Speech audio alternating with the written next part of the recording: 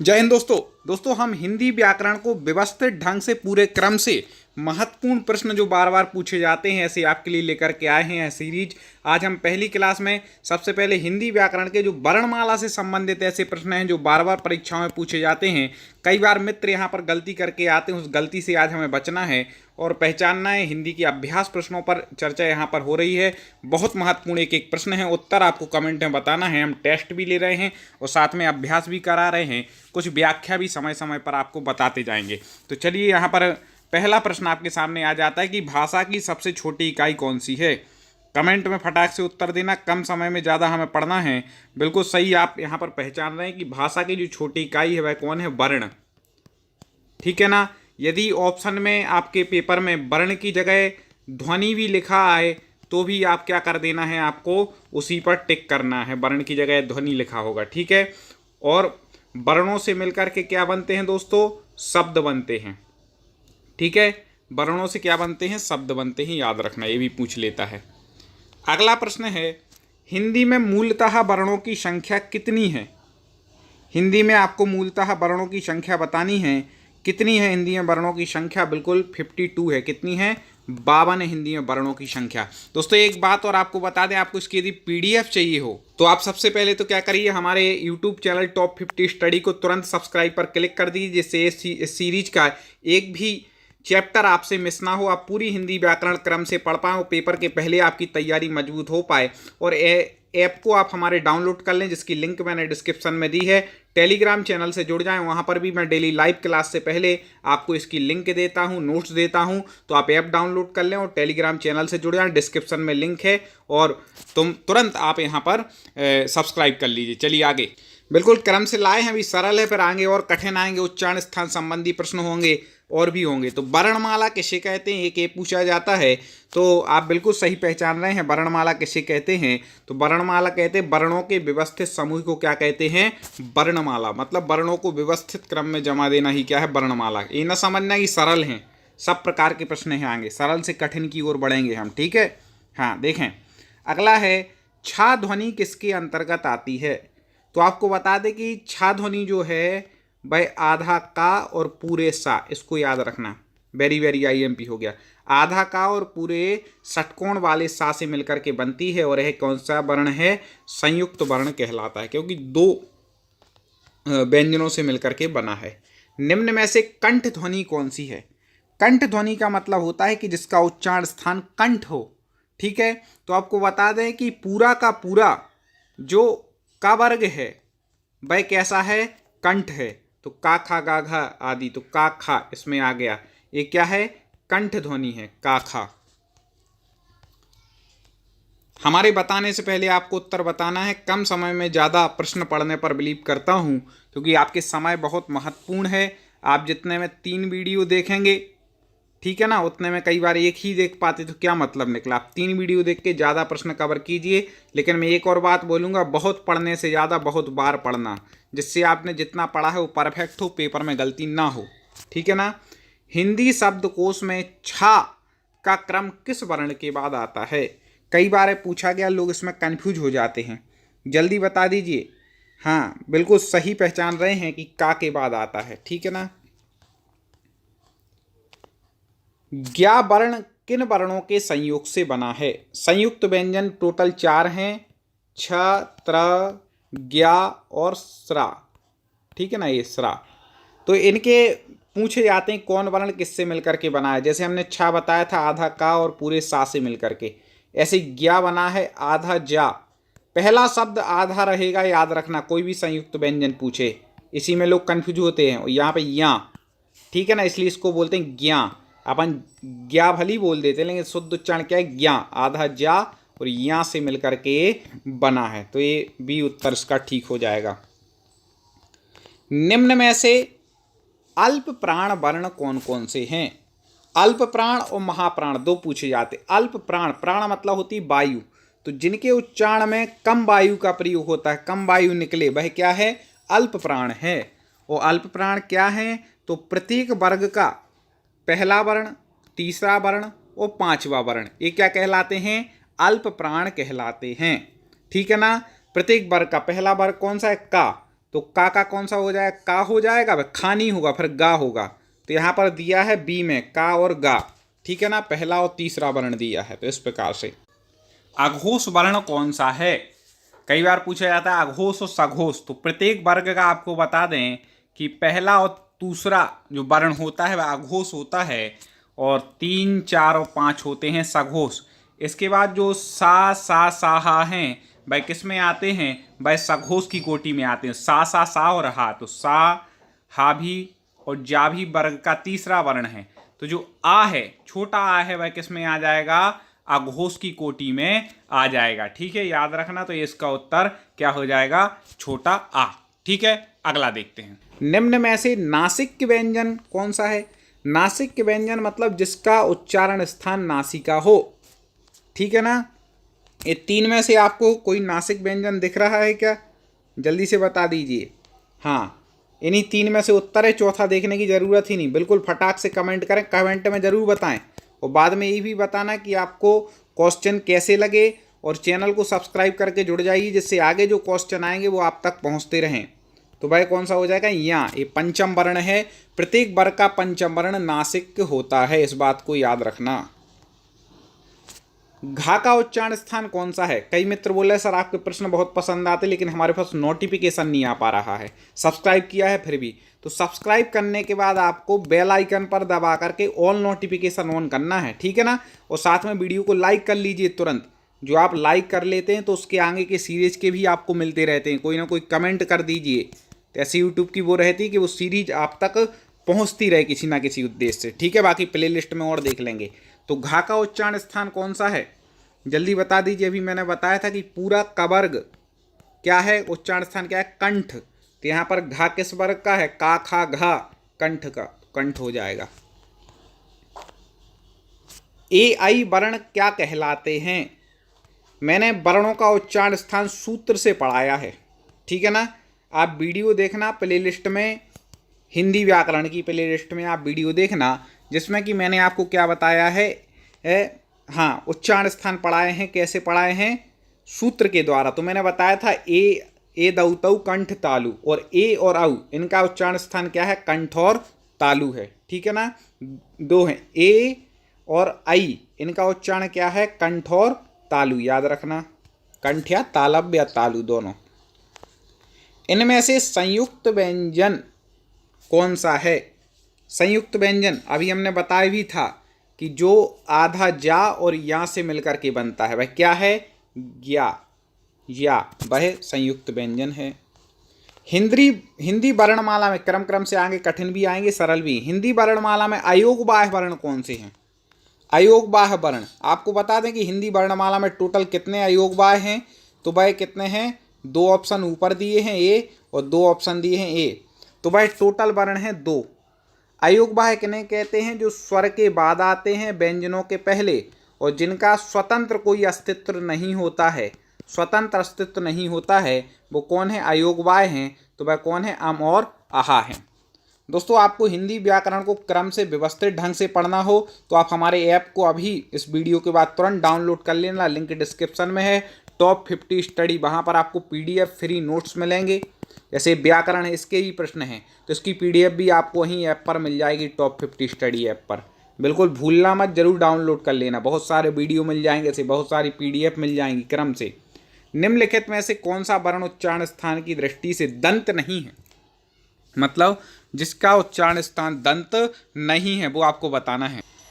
जल्दी बताएं, दंत में आपको क्या देखना है, उच्चारण करेंगे दोनों दांत आपस में मिलेंगे। तो आप खुद उच्चारण करके देख लो, एक साथ बोलो ता, दोनों दांत आपस में मिल रहा है तो दंत है। फिर बोलो ना, दोनों दांत आपस मिल रहे हैं। फिर बोलो दा, इसमें भी दोनों दांत देखो आपस में मिल रहे हैं। अब बोलो टा में कुछ नहीं, जीभ ऊपर क्या हो रही है, मुड़ रही है, दांत नहीं मिल रहा है, तो टा इसमें से क्या, दंत नहीं है। बाकी पूरा तवर्ग जो है वह दंत है। तो ता था दा धा ना, ये सब किस में आता है, ता था दा धा, ठीक है ना। तो नासिक में आ जाएगा। तो ता था दा धा ये किस में आ जाएंगे, हाँ बिल्कुल दंत में आ जाएंगे, बाकी ता नहीं है। निम्न में से बताइए किस शब्द में द्वित्व व्यंजन है। द्वित्व व्यंजन के बारे में आपने पढ़ा होगा, और इसका सबसे फेमस उदाहरण इन 4 में से दिया है, क्योंकि ये वो प्रश्न हैं जो बार बार आपकी परीक्षाओं में रिपीट हुए हैं। दोस्तों कमेंट में और बता देना आप किस एग्जाम की तैयारी कर रहे हैं। तो वैसे तो मैं जनरल पूरे सिलेबस के अनुसार ला रहा हूँ, फिर भी विशेषकर उसके लिए और लाऊंगा, कमेंट सबसे ज़्यादा जिसके लिए आएंगे, ठीक है ना। तो द्वित्व व्यंजन आपको बता दें कि आधा आधा शब्द 2 बार प्रयोग हो जाए तो यहाँ पर ला क्या है, द्वित्व व्यंजन दिल्ली में शब्द में प्रयोग हुआ है।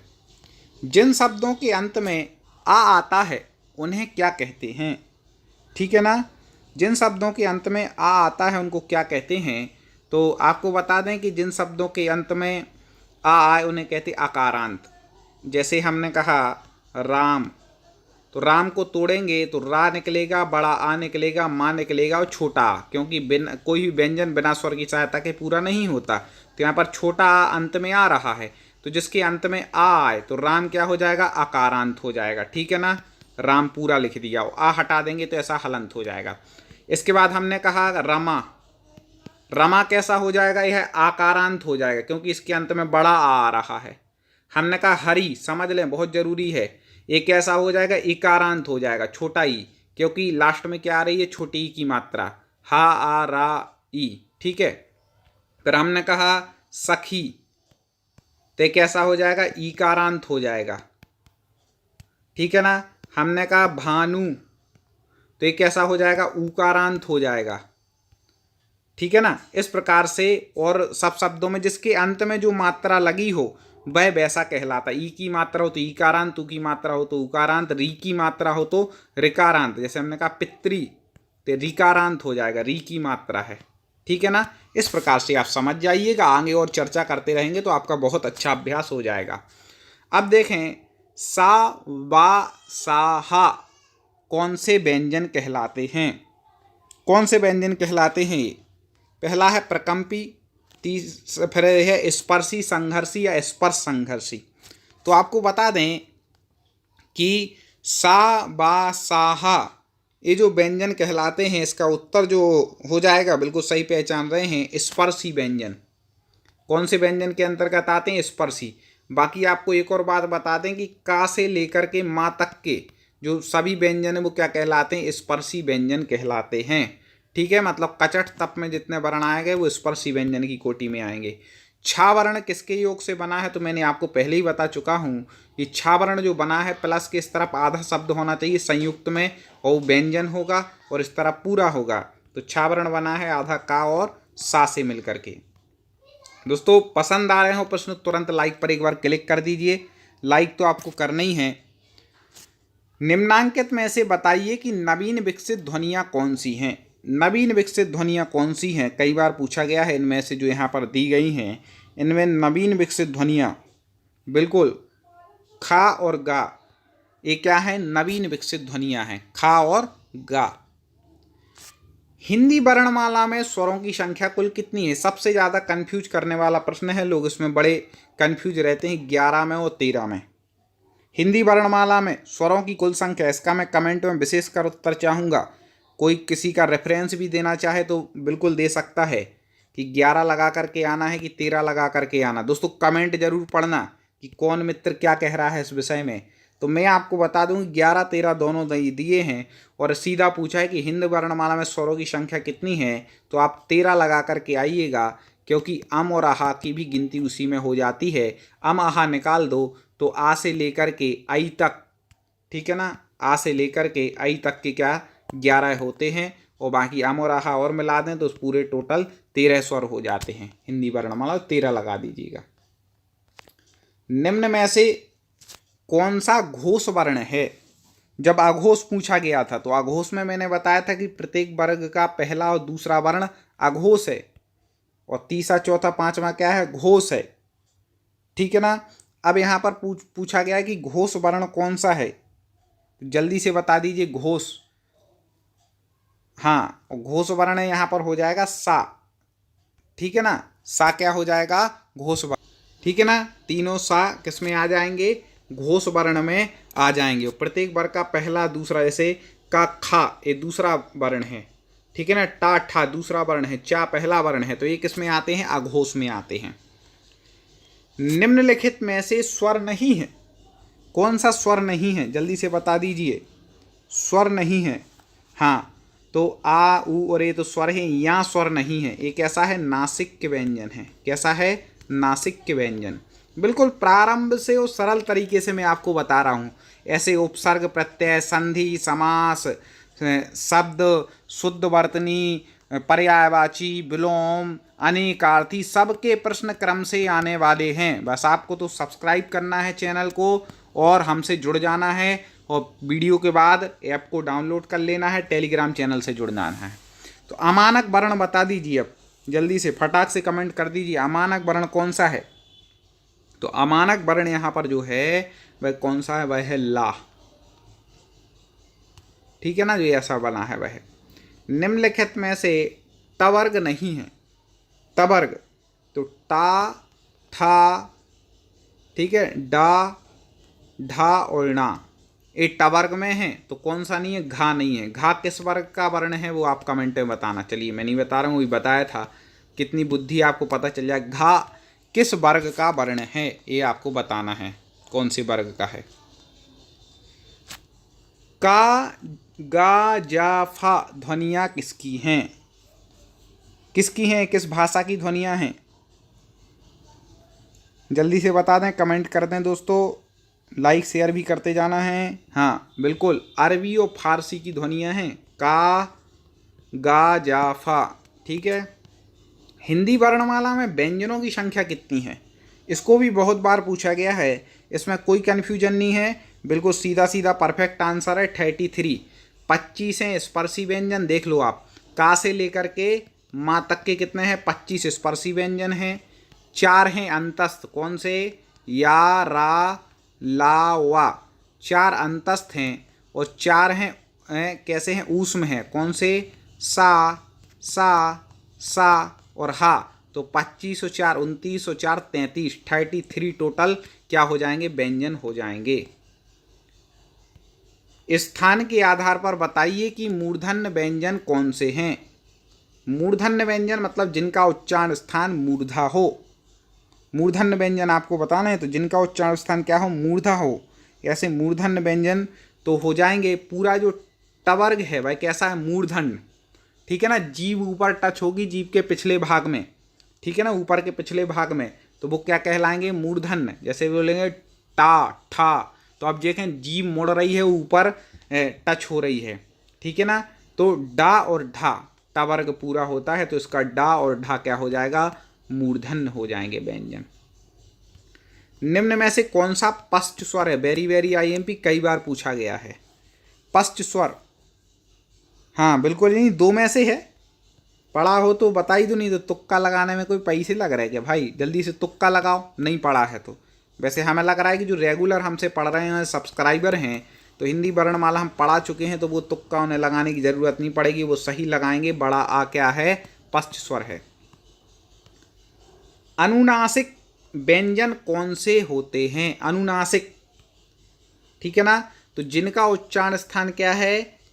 नासिका, मुख और नासिका होता है, वो कौन से कहलाते हैं? अनुनासिक। जिनका उच्चारण स्थान मुख हो और नासिका, ये भी याद रखना। और प्रत्येक वर्ग का जो पंचम वर्ण है भाई, नासिक या अनुनासिक, 2 में से जो भी लिखाया है, तो प्रत्येक वर्ग का जो पंचम वर्ण है, जिसको हम यमगणनम बोलते हैं, शॉर्ट में क्या बोलते हैं? यमगणनम, ठीक है ना, ये पंचम वर्ण कहलाते हैं, अनुनासिक वर्ण है। निम्नलिखित में से अयोगवाह हैं।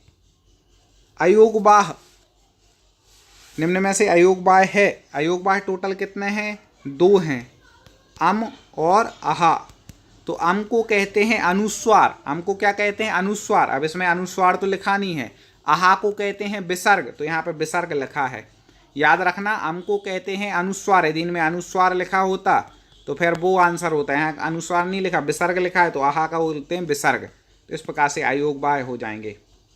हिंदी वर्णमाला में स्वरों की संख्या, अब यहाँ पर देखो 13 नहीं दिया हुआ है ऑप्शन में, ठीक है ना, इसलिए दोनों प्रकार के हम बुलाए हैं।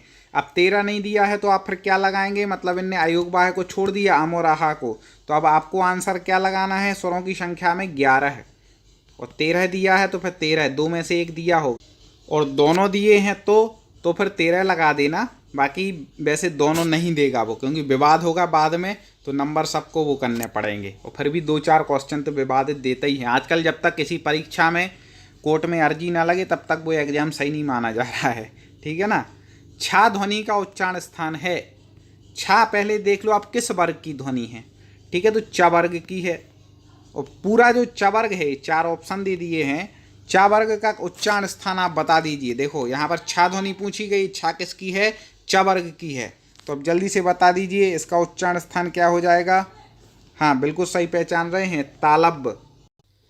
क वर्ग होता है कंठ, च वर्ग होता है तालब, ठीक है ना। ट वर्ग होता है मूर्धन्य, ता वर्ग होता है दंत, और पा वर्ग होता है ओष्ठ। ये 5 के उच्चारण स्थान हमने बता दिए, याद रखना। अब देखें कंठोष्ठ, कंठोष्ठ ध्वनि का उदाहरण, मतलब जिसका उच्चारण कंठ और ओष्ठ दोनों हों। इसका भी हम सूत्र वगैरह बता चुके हैं, सब पढ़ा चुके हैं, इसलिए कंफ्यूज नहीं होना। जल्दी से बता दीजिए कंठोष्ठ कौन सा है। औ क्या हो जाएगा, कंठोष्ठ हो जाएगा, ठीक है। ओदौ तो कंठोष्ठम, औ क्या है, कंठोष्ठ है, याद रखना। निम्नलिखित में से कौन सा एक संयुक्त व्यंजन नहीं है। संयुक्त व्यंजन देखो हम छा बता चुके थे, आधा का और सा से, ठीक है ना, तो ये तो संयुक्त व्यंजन है। और त्रा भी क्या है, संयुक्त व्यंजन है। किससे मिलकर के बनता है त्रा, तो वो भी आपको हम यहाँ पर बता दे रहे हैं कि आधा ता और पूरे रा से मिलकर के त्रा बनता है, आधा ता और पूरा रा। और ज्ञा आधा जाओ यहाँ से ज्ञा, यहाँ पर वो फॉन्ट में हो जाता है तो ये ज्ञा लिखा है, ठीक है ना, आधा जा और यहाँ से मिलकर के, तो सा नहीं है यहाँ पर, ठीक है ना, सा संयुक्त व्यंजन नहीं है, बाकी हैं। भाषा निर्माण की इकाइयों का सही क्रम, ये भी महत्वपूर्ण है, कई बार पूछा गया है। भाषा इकाई की महत्वपूर्ण क्रम बताना है। सबसे पहले देखो आपको बता दें कि भाषा की सबसे छोटी इकाई क्या है, तो वो अपन को लेनी पड़ेगी, वो क्या है, ध्वनि है। फिर ध्वनि मतलब वर्ण, वर्णों से मिलकर के क्या बनते हैं, शब्द, और शब्दों से मिलकर के क्या बनते हैं, पद, और पदों से मिलकर के क्या बनते हैं, वाक्य। तो इसका सही क्रम क्या हो जाएगा, ध्वनि, शब्द, पद और वाक्य, इसका सही क्रम हो जाएगा। दोस्तों और वीडियो देखने हो तो आप हमारी प्लेलिस्ट में जाइएगा। हिंदी व्याकरण 1000 प्रश्न वाली एक प्लेलिस्ट है, जिसमें 1000 प्रश्नों के हमने अभ्यास पर चर्चा की है। इसके बाद हिंदी ग्रामर टेस्ट हैं, उसमें 100 प्रश्नों के लगभग 13 टेस्ट लिए गए हैं, वो भी आप प्लेलिस्ट देखें। आपकी पूरी तैयारी, चाहे हिंदी ग्रामर हो, चाहे संस्कृत ग्रामर हो, कोई भी आपका एग्जाम हो, हम संपूर्ण तैयारी आपकी करा रहे हैं। तो आप जुड़े रहिए और प्लेलिस्ट पे जाके और भी सब्जेक्ट के वीडियो देखिए। तालव्य व्यंजन है, तालव्य व्यंजन मतलब जिसका उच्चारण स्थान तालु है। तो अभी हमने बताया था कि तालु उच्चारण स्थान किस वर्ग का है, अभी बताया था ना, तो जल्दी से बता दीजिए अब। हाँ बिल्कुल, च वर्ग का उच्चारण स्थान क्या है, तालु है। तो ये चा वर्ग के शब्द दिए, चाछा जाझा। ता वर्ग का क्या है, मूर्धा है। ता वर्ग का क्या है, दंत है। और पा वर्ग का क्या है, ओष्ठ है। इस प्रकार से इन चारों को याद रखना।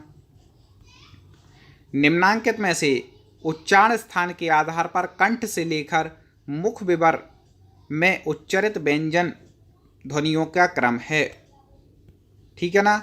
अब बताएं, सबसे पहले आता है क वर्ग, उच्चारण स्थान क्या हो गया, कंठ, ठीक है ना, कंठ। फिर इसके बाद क्या आता है, च वर्ग, उसका तालु, ठीक है ना। तो उस च वर्ग का क्या हो जाएगा दोस्तों, तालु का च। फिर आ गया ट वर्ग, ट वर्ग का मूर्धा, जिसको वर्षवी कहते हैं, ठीक है, वर्षवी कहते हैं। इसके बाद आ गया त वर्ग, इसका उच्चारण स्थान क्या हो जाएगा, दंत।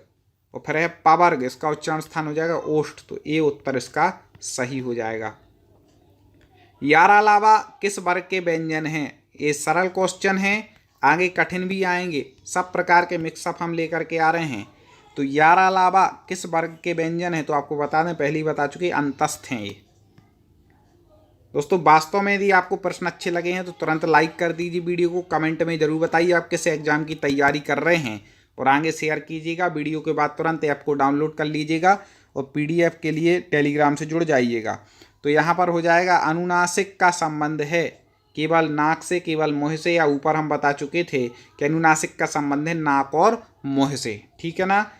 तो इस प्रकार से एक हमारे 500 प्रश्न हिंदी व्याकरण का महाअभ्यास है, जिसकी हम आपको जिस वीडियो को स्क्रीन पर यहाँ पर दे रहे हैं, आप उसको पढ़ लीजिएगा। और हिंदी व्याकरण के और वीडियोस की हम प्लेलिस्ट दे रहे हैं, स्क्रीन पर है, आप उस पर क्लिक कीजिए और उनको पढ़ लीजिए। या यूट्यूब पर सर्च कीजिए टॉप 50 स्टडी क्रम से हमारे चैनल पर आप अध्ययन कर सकते हैं। जुड़े रहिए, सफलता प्राप्त कीजिए, ढेर सारी शुभकामनाएं हैं।